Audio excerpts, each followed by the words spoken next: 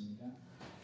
여호와여, 내가 주를 높일 것은 주께서 나를 끌어내사 내 원수로 하여금 나로 말미암아 기뻐하지 못하게 하심이니이다. 여호와 내 하나님이여, 내가 주의 부르심에 나를 지켜주시니라. 여호와여, 주께서 내 영혼을 스올에서 끌어내어 나를 살리사 무덤으로 내려가지 아니하게 하셨나이다. 주의 성도들아, 여호와를 찬송하며 그의 거룩함을 기억하며 감사하라. 그의 노염은 잠깐이요 그의 은총은 평생이로다. 저녁에는 울음이 깃들일지라도 아침에는 기쁨이 오리로다. 내가 용서할 때 말하기를 영원히 들리지 아니하리라 하였도다. 여호와여, 주의 은혜로 나를 산같이 굳게 세우셨더니 주의 얼굴을 가리심에 내가 근심하였나이다. 여호와여, 내가 주의 부르짖고 여호와께 간구하기를 내가 무덤에 내려갈 때에 나의 피가 무슨 유익이 있으리요? 진토가 어떻게 주를 찬송하며 주의 진리를 선포하리이까? 여호와여, 들으시고 내게 은혜를 베푸소서. 여호와여, 나를 돕는 자가 되소서 하였나이다. 주께서 나의 슬픔이 변하여 내게 춤이 되게 하시며 나의 베옷을 벗기고 기쁨으로 띠비우셨나이다. 이는 잠잠할 줄 아니하고 내 영광으로 주를 찬송하게 하시니 여호와 나의 하나님이여, 내가 주께 영원히 감사하리이다. 아멘. 목사님하고 인사합시다. 하나님이 지켜주십니다. 하나님이 지켜주십니다. 따라합시다. 환난 날에 나를 부르라. 내가 너를 건지리니. 내가 너를 건지리니. 내가 나를 영화롭게 하리라. 내가 나를 영화롭게 하리라. 아멘. 성경은 이렇게 말합니다. 환난 날에 나를 부르라. 내가 너를 건지리니. 내가 나를 영화롭게 하리라. 코로나19로 인해서 대한민국 사회 많이 어렵지만 잘 이겨내고 있는 줄 기억합니다. 일부 정치인들의 부적절한 발언도 있지만 교회도 방역과 예방에 최선을 다해 잘 협조하고 있는 줄 압니다. 곧 코로나19가 종식되고 다시 일상의 삶으로 돌아가게 될 줄 믿습니다. 그날이 올 때까지 개인적으로 생각을 잘 하시고 또 개인적으로 경건 생활도 늘 힘있게 만들어 가시기를 바랍니다. 코로나19로 인해서 우리나라뿐 아니라 전 세계가 어려움에 처해 있습니다. WHO 세계보건기구가 팬데믹을 선언했습니다. 이제는 이 코로나19 바이러스가 어느 한 지역의 문제가 아니라 아시아 지역뿐만 아니라 전 세계가 이 바이러스로 인해서 고통을 받게 되었다는 뜻입니다. 전염병으로 끝나는 게 아니었습니다. 이것으로 인해서 세계 경제가 많이 힘들어지고 어려워지고 있습니다. 뉴스 다 들었던 것처럼 전 세계 모든 주식이 다 폭락했습니다. 말 그대로 환난의 날입니다. 대한민국도 전 세계도 코로나19로 인해서 어려움 속에 환난 속에 처해 있습니다. 성경은 말합니다. 환난 날에 나를 보라. 환난 날에 나를 보라. 내가 너를 건지리. 그러니 이런 어려움의 때에는 하나님을 찾아야 합니다. 환난 날엔 하나님을 불러야 합니다. 하나님께 기도해야 하고 하나님께 부르짖어야 합니다. 코로나19로 인해서 많은 사람들이 두려움과 불안 속에 살아가고 있습니다. 심하면 공황장애까지 온다고 합니다. 승강기를 타지 못합니다. 손이 피가 나도록 씻는다고 합니다. 누구나 두렵습니다. 두려움을 이기려면 우리 영혼의 면역력이 강해야 하는 줄 압니다. 어떻게 하면 우리의 영혼의 면역력이 강해지겠습니까? 두려우면 그래서 기도해야 합니다. 불안하면 하나님께 기도해야 합니다. 하나님의 도우심이 필요한 때이기 때문에 지켜달라고 은혜를 구하고 하나님의 도움을 구하고 기도하는 것이 더욱더 필요한 시기가 되었습니다. 늘 우리 하나님께 기도하고 찬송하고 하나님 의지하는 믿음의 삶을 살아가지만 성경은 말합니다. 환난 날에 나를 부르라. 어려움의 때에 위기의 때에 하나님을 찾으라.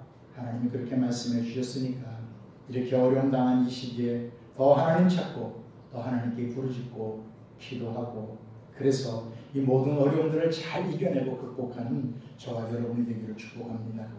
어려우면 어려울수록 하나님 찾아야 합니다. 이 시기는 바로 하나님이 우리에게 은혜를 주실 때이기에 또 우리 하나님께 은혜를 구하고 하나님 만나고 하나님의 도움을 구하고 그래서 하나님의 능력과 영광으로 우리의 삶의 자리를 더 복되게 세워가야 하는 줄 믿습니다. 오늘 우리가 읽은 성경 말씀은 다윗의 시입니다. 다윗이 이 시를 언제 썼는지 구체적으로 잘 나타나 있지는 않습니다. 그런데 본문에 있는 말씀을 보니까 2절에 있는 말씀을 보면 이렇게 다윗이 고백합니다. 여호와 내 하나님이여 내가 주께 부르짖음에 나를 고치셨나이다. 이렇게 말합니다.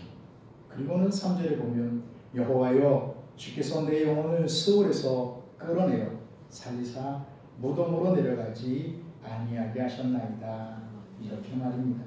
그러니 이 말씀을 보면 다윗이 어떤 심각한 질병에 걸렸던 것 같습니다.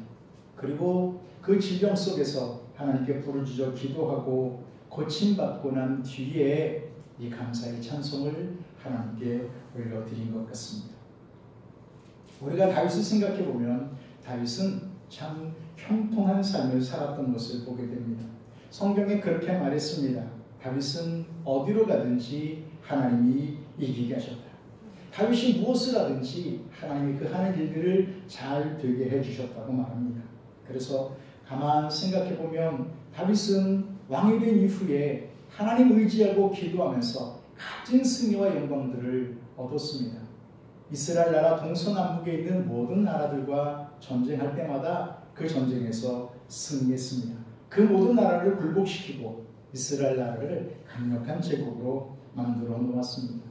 그에게 부족한 것이 없습니다. 부와 명예가 있습니다. 건강과 권력과 모든 축복이 그와 함께 했습니다. 무엇을 하든지 다 형통했습니다. 그래서 오늘 6절에 있는 말씀 보면 이렇게 말합니다.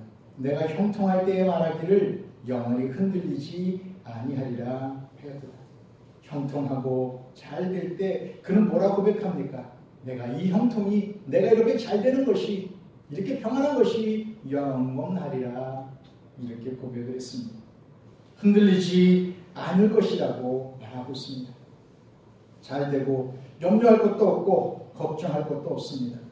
영원히 이 건강과 번영, 평안과 풍요가 함께할 것이라고 그는 자신 있게 고백을 했습니다. 그런데요, 사람이 이렇게 잘 되면 교만해지는 것 같습니다.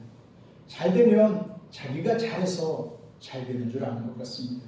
자기가 누리고 있는 형통과 축복이 자기의 능력과 자질에서 나온 것이라고 착각을 하기도 합니다. 아마도 다윗도 그랬던 것 같습니다. 이 형통, 이 축복, 이 평안 나는 흔들리지 않을 것이다. 이것이 내게 영원할 것이야. 이렇게 그는 자신을 가졌습니다. 그런데 성경이 늘 우리에게 주고 있는 경고는 이렇게 잘 될 때, 평안할 때 조심해야 한다고 경고를 주고 있습니다. 그래서 평안하고 평통하고 잘 될 때 너희 하나님을 잊지 않도록 조심해야 한다고 신명기 8장에서 또 신명기 32장에서 하나님은 우리에게 경고해 주고 있습니다. 잘 되는 것, 형통한 것 하나님의 은혜입니다. 하나님의 축복입니다. 내 힘과 내 능력이 형통과 번영을 이루는 것이 아니라 하나님의 은총과 사랑으로 이렇게 잘 되고 번영하는 것이고 흔들리지 않는 것입니다. 다윗은 자신이 잘 될 때 그렇게 고백했습니다. 나는 영원히 흔들리지 않을 것이라. 다른 사람은 몰라도 이 평안, 이 건강이 영원할 것이라고 그렇게 고백하고 자랑을 했습니다. 하지만 하나님이 그에게 은혜를 거두시니 그에게 두려움이 임했습니다. 뭐라 고백합니까? 수월에 내려가는 자가 되었다고, 무덤에 내려가는 자가 되었다고, 죽음의 문턱까지 이르게 되었었다고 그가 고백하고 있습니다. 그러니 그가 가지고 있었던 이 형통이 그의 것이 아니라 하나님이 은혜로 주셨다는 것을 이런 어려움을 당하고 난 뒤에야 깨닫게 됩니다. 7절에 있는 말씀을 한번 보십시오. 뭐라고 고백합니까? 여호와여 주의 은혜로 나를 산같이 굳게 세우셨더니 나를 하나님이 산처럼 굳게 세우셨다고 말합니다. 그 뒤에 또 뭐라 말합니까? 주의 얼굴을 가리심에 내가 근심하였나이다. 주의 은혜로 나를 산같이 굳게 세우셨습니다. 내가 흔들리지 않는 자리에 있었던 것은 나의 능력이 아니라 주님의 은혜였습니다. 주님의 은혜로 흔들리지 않는 산처럼 견고한 자리에 있게 되었다고 다윗이 지금 고백하고 있습니다. 결국 자신의 모든 형통과 번영이 자신의 능력과 자신의 힘으로 이루어진 것이 아니라 하나님이 은혜로 자신을 세워주셨기에 이와 같은 축복과 번영이 있었음을 고백하고 있는 거죠. 주의 은혜입니다. 주의 은혜로 나를 산처럼 든든히 세우셨습니다. 마찬가지죠. 저와 여러분도 마찬가지인 줄 압니다. 우리가 지금 형통하는 삶을 살고 있는 것, 주의 은혜가 산처럼 우리를 둘러 지켜주셨기 때문입니다. 주의 은혜가 우리 가운데 있었기에 우리도 이런 은혜의 삶, 흔들리지 않는 삶을 살게 되었는 줄 압니다. 다윗이 내리막길을 걷고 난 뒤에야 자신의 형통이 하나님의 은혜고 축복임을 깨닫게 되었던 것처럼 하나님이 그 얼굴을 가리심에 근심하게 되었던 것처럼 넘치는 한량없는 하나님의 은혜가 지금까지 자신을 보호하고 지키고 있었음을 그제서야 깨닫게 되는 것처럼 오늘 우리도 역시 마찬가지인 것 같습니다. 우리가 일상의 삶을 살아가는 것이 하나님 은혜인 줄 잘 몰랐습니다. 우리의 삶의 자리에 하나님의 은혜를 그 얼굴빛을 거둬가시니까 마스크 쓰지 않고 살아가는 삶이 얼마나 평안한 삶인지 잘 알지 못했었습니다. 어려움을 당하기 전에는 코로나19로 인해서 위기를 당하기 전까지는 사람들을 만나서 악수하는 것이 일상의 삶을 살아가는 것이 서로 얼굴을 마주보고 이야기하는 것이 얼마나 큰 행복이었는지 하나님의 은혜였는지 우리 잘 몰랐었습니다. 엘리베이터를 타서 누군가를 만나는 것이 예전엔 전혀 두렵지 않았지만 낯선 사람과 함께 엘리베이터를 타는 것마저도 두려워지는 시대가 되었습니다. 매주일 모여서 예배하는 것이 너무나 당연한 일이었지만 뜨겁게 찬양하고 침이 튀도록 기도하는 것이 은혜요 축복이라는 것을 이제서야 우리가 깨닫게 되었습니다. 우리의 일상이 하나님의 은혜로 이렇게 우리를 산처럼 둘러 세워주셨기 때문인 줄을 우리가 잘 알지 못했습니다. 이 물질의 번영과 축복이 우리의 노력이요 우리의 근면함 때문이라고 생각했지 하나님의 복이라고 잘 생각하지를 못했습니다.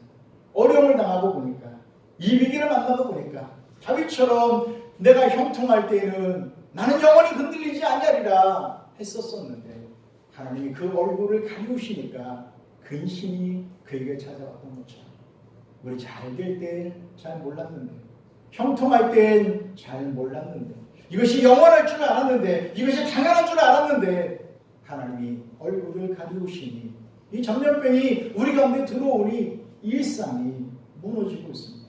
경제가 무너지고 있습니다. 사람을 만나는 것도 두렵습니다. 얼굴을 마주대하는 것도 두렵습니다. 같이 식사를 얼굴을 맞대며 해야 하는데 그렇지 못하게 되었습니다. 예전에 우리가 누렸던 그 모든 것들이 다 하나님의 은혜였습니다. 전염병을 막아주신 것도 하나님의 은혜였고 발목할 만한 경제 성장을 이룬 것도 하나님의 은혜였습니다. 대한민국 땅 안에서 어딜 가든지 누구를 만나든지 평안을 누릴 수 있었던 것 하나님의 은혜였습니다. 잠깐의 전염병으로도 우리의 삶의 자리가 이렇게 흔들릴 수 있다는 것 하나님이 그 얼굴을 잠시만 가리면 이런 어려움과 위기를 만날 수밖에 없는 연약한 존재라는 것 우리 이제야 깨닫게 되었습니다. 형통할 때는 내가 영원히 흔들리지 아니하리라 했습니다. 이 번영이 이 축복이 영원하리라 그렇게 생각을 했습니다. 하지만 하나님이 얼굴을 가리우시니까 이런 어려움 속에 우리는 어찌할 줄을 모르고 방황하고 힘들어하고 고통스러워하고 어려움 속에 있게 되었습니다. 두렵습니다. 공포와 두려움이 그 마음속에 찾아오게 되었다고 말합니다. 성경은 이렇게 하나님이 우리에게 은혜를 주신다고 말씀하고 있습니다. 민수기서에 있는 말씀 보면 여호와는 내게 복을 주시고 너를 지키시기를 원하며 여호와는 그의 얼굴을 내게 비추사 은혜 베푸시기를 원하며 여호와는 그 얼굴을 내게로 향하여 드사 평강 주시기를 원하노라. 하나님이 그 얼굴빛으로 그 얼굴을 들어 은혜 주시고 평강을 주신다고 했습니다. 다윗에게 그렇게 형통과 축복이 임했던 것은 하나님의 얼굴빛으로 그에게 은혜를 주셨고 평강을 주셨기 때문이었습니다. 하나님이 그 얼굴 가리시니 은혜와 평강이 사라졌습니다. 이제는 형통이 사라지고 건강과 풍요가 사라지고 근심이 찾아오고 질병이 찾아오고 스올 무덤에 내려가야 할 만큼 죽음의 짙은 그림자 안에 그가 들어서게 되었습니다. 하나님이 은혜를 주셔야 우리의 삶의 자리가 평통합니다. 하나님이 은혜를 주셔야 하나님이 그 얼굴빛으로 우리에게 빛을 비추어 주셔야 우리가 일상의 행복한 삶을 살아갈 수 있습니다. 오늘 우리가 지금까지 살아왔던 것이 하나님의 은혜임을 기억하고 다시 하나님이 우리에게 은혜 베풀어 주시기를, 다시 하나님이 그 얼굴빛으로 우리에게 은혜 주시고 그 얼굴을 우리에게 향하여 드사 평강 주시는 이 아름다운 복이 우리 가운데 나타나도록 우리 또 기도하고 이 하나님의 은총을 사모하고 바라봐야 하는 줄로 믿습니다. 이런 어려움을 만났을 때 수월에 내려가야 할 만큼 무덤에 들어가야 할 만큼 죽음의 짙은 그림자 안에 그가 들어서게 되었을 때 다윗이 무엇을 했습니까? 어떻게 했다고 말합니까? 2절에 있는 말씀 보면 여호와 내 하나님이여 내가 주께 부르짖음에 나를 고치셨나이다. 다윗은 이 어려움을 벗어나려고 하나님 앞에 부르짖었다고 했습니다. 부르짖었다는 말은 도와달라고 하나님 앞에 간절히 외쳤다는 뜻입니다. 죽음의 문턱에서 그는 부르짖었습니다. 스월 무덤에 내려갈 그 절망의 자리에서 하나님 앞에 부르짖었습니다. 다윗은 우리가 잘 아는 것처럼 당시 최고의 권력자의 자리에 앉은 사람입니다. 그의 말 한마디면 온 천하가 움직입니다. 그런데 그가 절대자이신 하나님 앞에 부르짖습니다. 그의 명령, 그의 권력, 그의 명예 다 필요하고 그는 하나님께 부르짖어야만 했습니다. 왜 그렇습니까? 다른 방법이 없기 때문입니다. 다른 방법으로는 그가 살아날 길이 없기 때문입니다. 성경 어디에도 부르짖는 것 외에 사는 길이 없다고 성경이 말해주고 있기 때문입니다. 다윗은 하나님께 도와달라고 부르짖었습니다. 자기를 돕는 자가 되어달라고, 은혜를 베풀어 달라고 하나님 앞에 부르짖었습니다. 왜냐하면 그것만이 그가 사는 길이기 때문이었습니다. 어찌 생각해보면 하나님 앞에 부르짖는다, 하나님 앞에 기도한다, 너무 유치한 방법처럼 보여집니다. 하나님께 도와달라고 간절히 소리지르라, 하나님께 간절한 마음으로 외쳐라. 그러면 하나님이 도와주신다, 하나님이 돕는 자가 되어주신다, 하나님이 고쳐주시고 하나님이 살려주신다. 우리 믿음의 사람들에게 하나님에게 부르짖고 기도하는 것이 얼마나 중요한 일인지, 이것이 사는 길이라는 것을 우리는 알고 있지만 세상의 사람들에게 부르짖고 기도한다는 것은 어리석어도 매우 어리석은 일처럼 보입니다. 과학적이지도 않습니다. 합리적이지도 않습니다. 그래서 우리를 향해 비웃습니다. 여러분, 세상이 비웃어도 우리 기도해야 삽니다. 하나님께 부르짖어야 내가 살고 우리 나라가 삽니다. 하나님 도와달라고, 하나님 돕는 자가 되어달라고, 다시 하나님 은혜를 베풀어 달라고 부르짖어야 내 영혼이 살고 우리 민족이 사는 역사가 있는 줄 압니다. 오늘 성경은 말합니다. 다윗이 어떻게 했습니까? 여호와 내 하나님이여 내가 주께 부르짖으며 나를 고치셨나이다. 이렇게 하나님 앞에 부르짖어 기도했습니다. 세상이 비웃어도 기도는 하나님이 우리에게 주시는 능력의 통로입니다. 세상이 비웃어도 기도는 하나님의 보좌를 움직이는 힘인 줄 믿습니다. 다윗이 죽음의 문턱에서 어떻게 살아났습니까? 히스기야가 그 죽음의 자리에서 어떻게 생명의 연장을 받았습니까? 세상이 조롱하고 비웃는 방법으로 그들이 다시 살았습니다. 기도하는 거였습니다. 부르짖는 거였습니다. 그들은 하나님 앞에 간절한 마음으로 부르짖어 기도했고 그래서 그들은 다시 살아났습니다. 세상이 기도를 우습게 여기는 것은 하나님을 우습게 여기기 때문입니다. 세상이 예배를 우습게 여기는 것은 하나님을 우습게 여기기 때문입니다. 지난 금요일에 하루 종일 머리가 아프고 소화도 안 되고 매우 우울했습니다. 그날 아침에 어느 목사님이 카톡으로 보내주신 내용이 있는데 그걸 읽어보면서 너무 마음이 아팠습니다. 그 내용은 3월 4일 문화체육관광위원회에서 부산의 지역구를 둔 더불어민주당 김영춘 국회의원이 장관에게 질문하면서 이런 말을 했습니다. 그의 말입니다. 내가 지난 월요일 공개적으로 대통령께 긴급명령권 발동을 요청드리기도 했는데 특히 문체부 관련된 일만 놓고 보면 이런 종교행사나 체육행사 등 잘못되었을 때 큰 문제가 생길 수 있는 1%의 소지조차 없애기 위해 이런 집회를 원칙적으로 금하고 필요시 장관이나 광역 지자체장의 허가를 얻어 개최하는 그런 방식으로 전환해야 되지 않을까 싶습니다.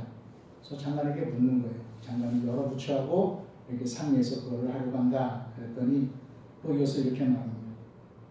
통상의 현재 법체계 안에서는 자제 공고 이상 어려우니까 명령권을 발동해서 원칙 금지를 하고 꼭 필요한 행사는 허가를 얻어서 해라. 이렇게 하려고 그러면 역시 헌법상의 긴급 명령권 발동밖에는 방법이 없는 것 같다. 그러니 적극적으로 대통령에게 건의해서 이것이 될 수 있도록 해달라. 이렇게 얘기하는 겁니다. 이야기의 핵심은 그겁니다. 예배를 원칙적으로 금하고 예배를 드리려면 허가를 받아서 드리도록 해야 한다. 이겁니다. 예배를 드리는데 이제는 허가를 받고 예배를 드리라는 겁니다. 정말 마음이 아팠습니다. 여러분, 코로나19가 인류 역사의 마지막 재앙일까요? 아마도 그렇게 생각하는 사람은 아무도 없을 겁니다. 아마도 이것보다 더 위험하고 심각한 전염병이 또 일어나 인류를 위협하고 힘들게 할 것입니다.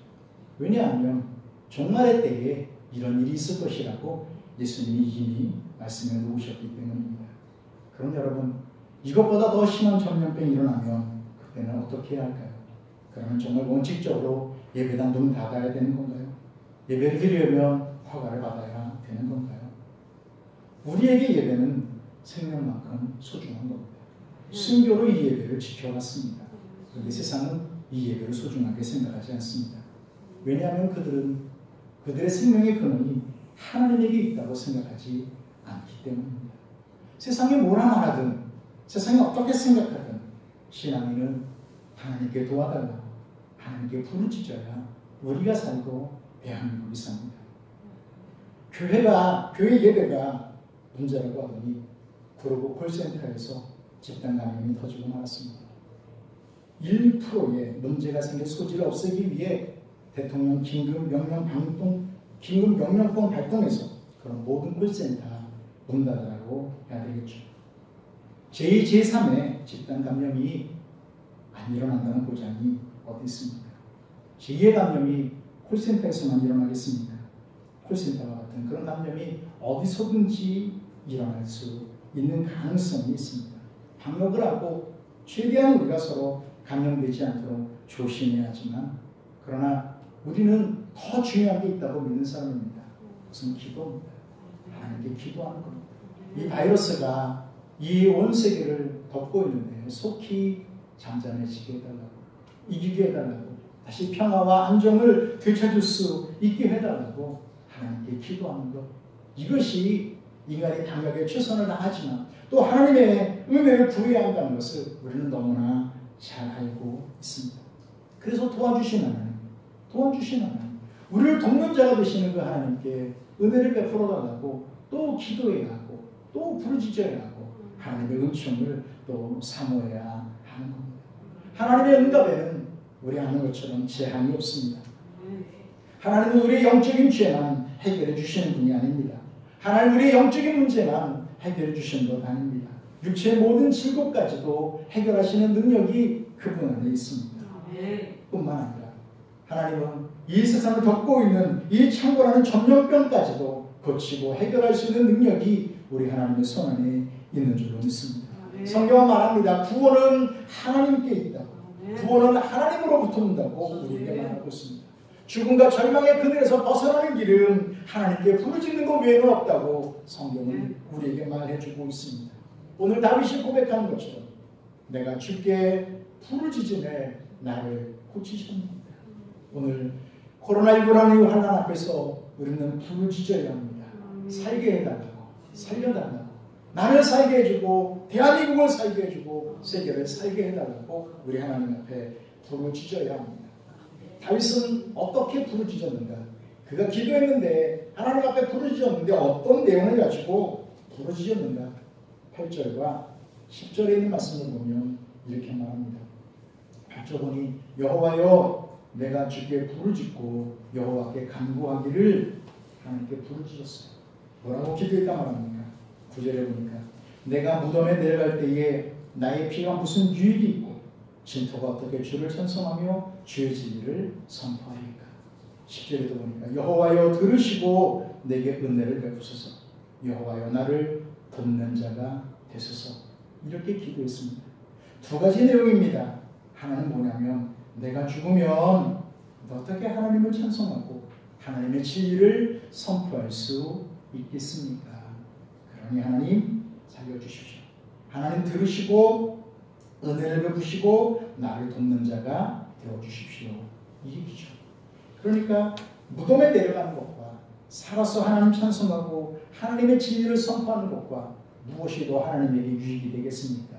비교해 보시고 살려주십시오.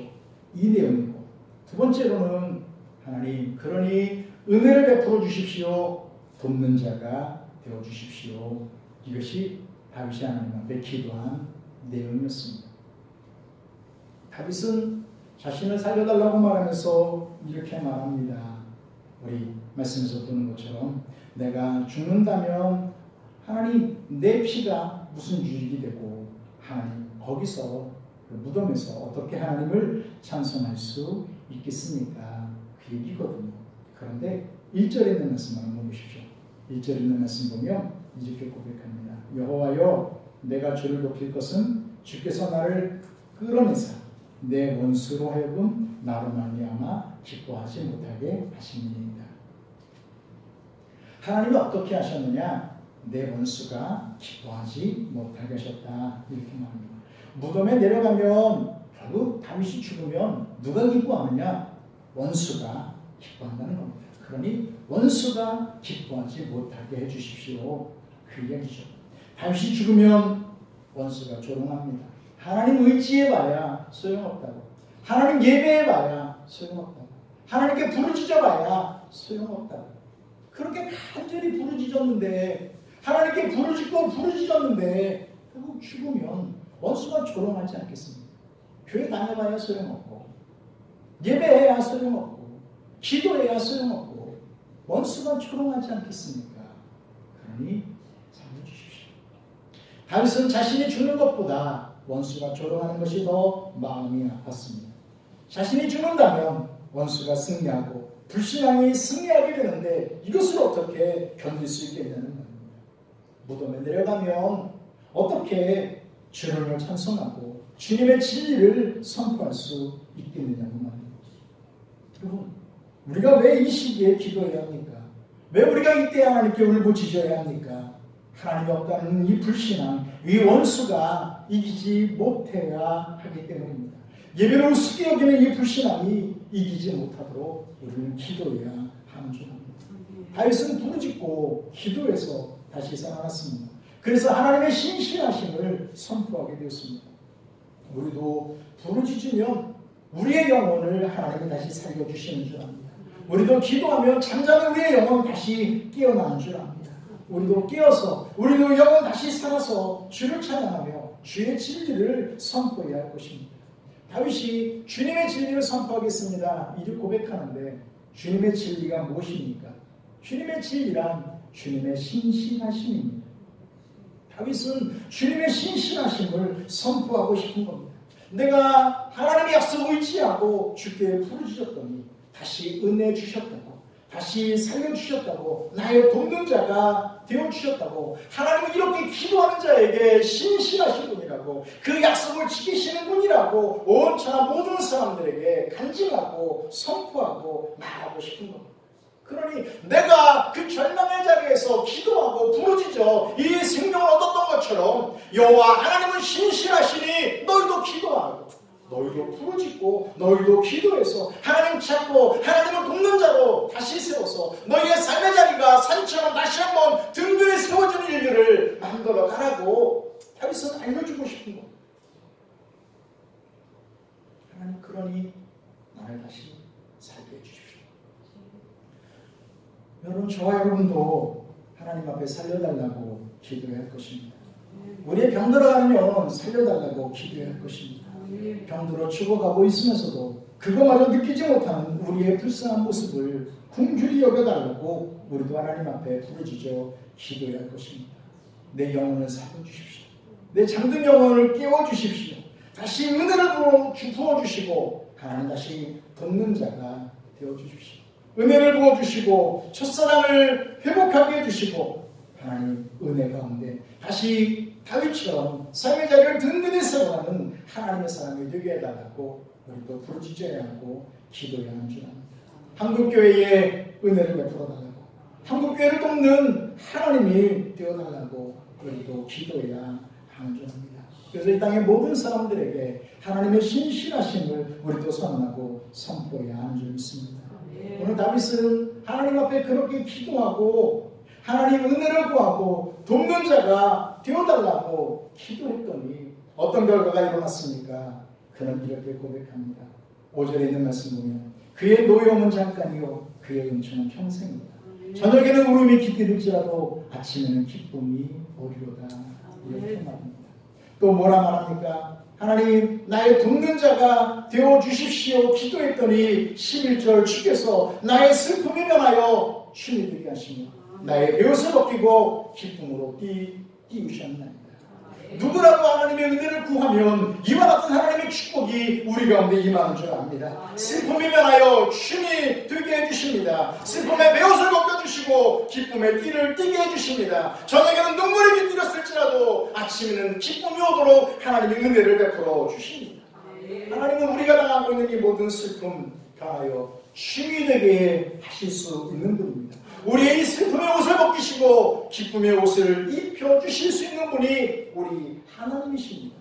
지금 우리의 모두가 이 어려움과 눈물 속에 있을지라도 대한민국 땅에 기쁨의 아침을 오게 하실 수 있는 분이 우리 하나님이신 줄 믿습니다. 그의 노여움은 잠깐이고 그의 은총은 평생입니다. 잠시 하나님이 그의 얼굴의 빛을 우리를 향하여 가리셨을지라도 우리가 다시 하나님께 부르짖고 우리가 다시 하나님께 기도하면 그 은혜의 빛으로 그 얼굴 빛으로 우리를 향하여 그 얼굴을 들어주셔서 다시 은혜 주시고 평강 주시고 복을 주시고 지켜주신 역사로 저와 여러분을 그렇게 굳게 세워주시리라 믿습니다. 기도하면 부르짖으면 하나님은 이와 같은 큰 은총을 우리에게 내려주십니다. 코로나19로 인해서 우리 모두 어렵습니다. 이 어려움의 때는 다 아는 것처럼 기도할 때입니다. 기도하면 다윗처럼 기도하면 살려주신 하나님의 은혜를 우리 모두 경험하게 되리라 믿습니다. 은혜를 베풀어 주신 하나님, 돕는 자가 되어주시는 그 하나님을 또 우리 한번 만나게 되리라 믿습니다. 다시 주님이 우리에게 은혜를 베풀어 주셔서 예전처럼 산이 흔들리지 않는 것처럼 흔들리지 않는 그 귀한 자리에 저와 여러분이 들어서게 되리라 믿습니다. 기도하는 자 하나님 그렇게 다시 회복시켜 주시고 살려 주시리라 믿습니다. 우리가 기도하면 이 대한민국 땅 다시 기쁨의 아침을 맞이하도록 다시 흔들리지 않는 대한민국의 땅으로 하나님이 세워주시고 만들어 주시리라 믿습니다. 기도의 책임은 저와 여러분에게 있습니다. 이 세상의 사람들이 하나님 앞에 기도하지 않습니다. 살려달라고 울부짖지 않습니다. 하지만 믿음의 사람들이 기도해야, 우리가 기도해야 대한민국이 삽니다. 우리가 기도해야 이 코로나19로부터 우리가 자유로울 수 있습니다. 방역을 통해서도 이 일들이 이루어지겠지만 믿음의 사람들의 눈물의 기도를 통해서 이 아름다운 하나님의 역사를 이루신다는 것 우리 기억하고 이 한 주간도 기도하고 또 바라보고 또 하나님 의지하고, 그래서 다시 한번 하나님 은혜 베풀어 주셔서 우리의 삶의 자리가 산처럼 흔들리지 않는, 은혜로 주의 은혜로 산처럼 흔들리지 않는 이 강건한 축복이 저와 여러분의 삶의 자리에, 이 대한민국 땅에 다시 한번 이루어지게 되길 주님의 이름으로 축복합니다. 기도합시다. 고마우신 주님 감사합니다. 어려움의 때에 귀한 성도들이 또 하나님 앞에 올라와 예배하고 기도합니다. 여기까지 오는 것도 쉽지 않았습니다. 올라와 예배하고 또 은혜를 구하오니 하나님 돕는 자가 되어 주옵소서. 또 은혜를 베풀어 주옵소서.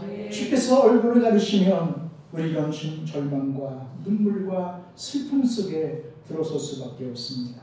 회개하고 다시 주를 찾사오니 은혜를 더하셔서 이 땅에 있는 이 모든 전염병, 이 바이러스가 속히 사라지게 하시고 다시 평안으로, 다시 번영으로, 다시 축복으로 이 땅에 세워지도록 은혜를 더하여 주옵소서. 산이 흔들리지 않는 것처럼 여호와께서 우리를 긍휼히 여기시고 은혜를 더하여 주시어서 우리의 삶의 자리가, 이 대한민국이 이렇게 흔들리지 않도록 하나님 꼭 도와주시고 복을 내려 주옵소서.